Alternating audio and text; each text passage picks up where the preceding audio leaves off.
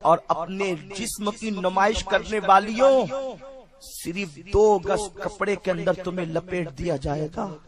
تمہارا ہاتھ کٹ جائے تو تم دن بھر چیختی پھرتی ہو، اگر تمہارے ہاتھ کو اگر بتی کا چٹکا لگ جائے تم بے چین اور بے قرار ہو جاتی ہو۔ میری بہنوں ذرا بتاؤ تو صحیح، جب جہنم کے اندر تمہیں اوندھے منہ لٹکایا جائے گا تو تمہارا شوہر تمہارے ساتھ نہیں آئے گا، تمہارا بھائی تمہارا تعاون نہیں کرے گا، دنیا کی کوئی طاقت اللہ کے عذاب سے تمہیں بچانے والی نہیں ہوگی۔ میری بہنوں تم اتنی کمزور ہو کہ اللہ اکبر، اگر تمہیں مچھر کاٹ لے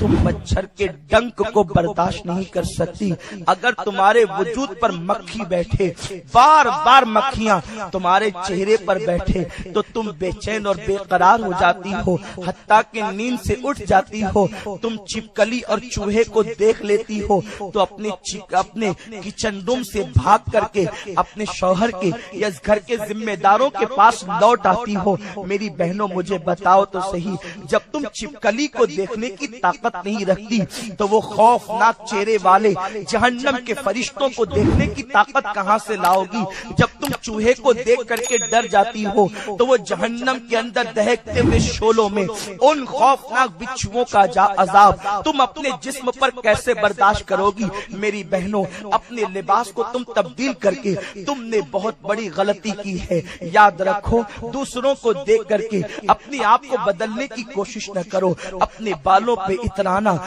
دوپٹے کو مفلر کی شکل دے دینا اور گلے کے اندر اپنے دوپٹوں کو لٹکا لینا۔ میرے پیارے آقا علیہ السلام کی کنیزوں، اگر یہ کام وہ عورتیں کریں جن کا مذہب اسلام سے کوئی تعلق نہیں تو ممکن ہے، تعجب کی بات نہیں، لیکن میری بہنوں تم تو فاطمۃ الزہرا کی کنیز ہو، مصطفیٰ جان رحمت نے تمہیں آخرت کا تصور عطا کیا ہے، موت کے بعد اٹھنے کا تصور عطا کیا ہے۔ خدا کے لیے تم جنس کے لیے پیدا نہیں کی گئی، تم ٹی شرٹ کے لیے پیدا نہیں کی گئی، تم شارٹ شرٹ کے لیے پیدا نہیں کی گئی، تم جسم کی نمائش کے لیے پیدا نہیں کی گئی۔ جانتی ہیں آپ، اللہ اکبر، ایک مرتبہ ام المومنین امی جان عائشہ صدیقہ رضی اللہ تعالی عنہا کی بارگاہ میں آپ کی بھتیجی جناب حفصہ بنت عبد الرحمن حاضر ہوئی۔ اس نے پتلا دوپٹہ پہن رکھا تھا۔ جناب حفصہ بنت عبد الرحمن نے جو سیدہ عائشہ صدیقہ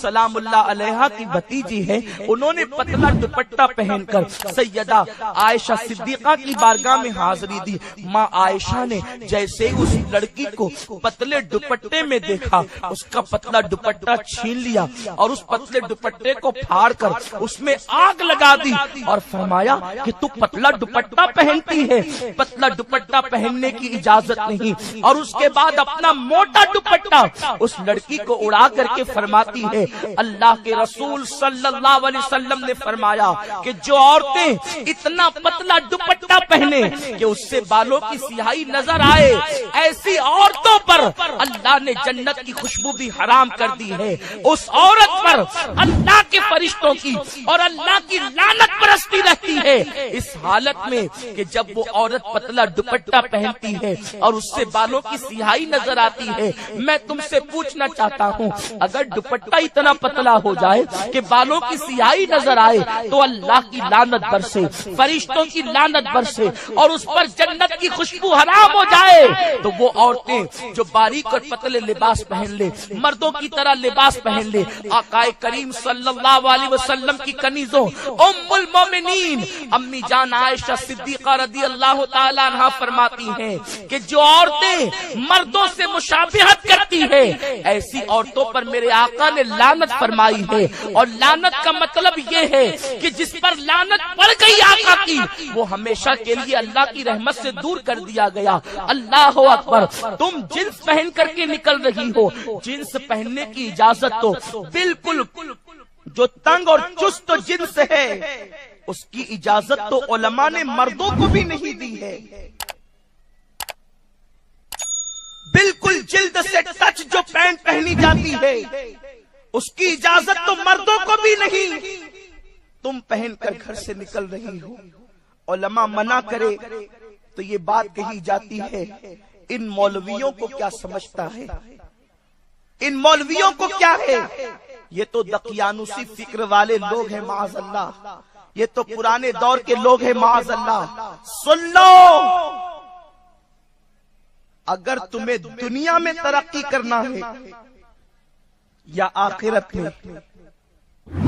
تو اس ننگی اور اوریاں دنیا کے ساتھ نہ چلنا۔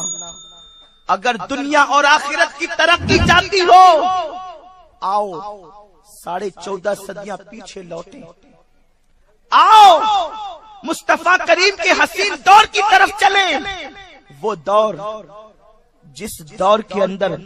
میرے آقا صلی اللہ علیہ وسلم کی شہزادی سیدہ فاطمہ سلام اللہ علیہا اپنی زندگی کو گزارتی ہے۔ اے خاتون جنت کی کنیزوں، آؤ دیکھو تو صحیح، تمہارے پاس ایک سے ایک قیمتی دوپٹے ہیں، لیکن تم اسے گلے میں لٹکا کر کے پھرتی ہو، ایک سے ایک قیمتی لباس ہے، لیکن اس کے باوجود بھی تم جسم کی نمائش کرتی ہو۔ یہاں پر مجھے ایک روایت یاد آ رہی ہے، تاکہ میری بہنوں کو ایک پیغام ملے کہ دیکھو سیدہ فاطمہ کی زندگی کیسے گزری۔ اللہ اکبر۔ میرے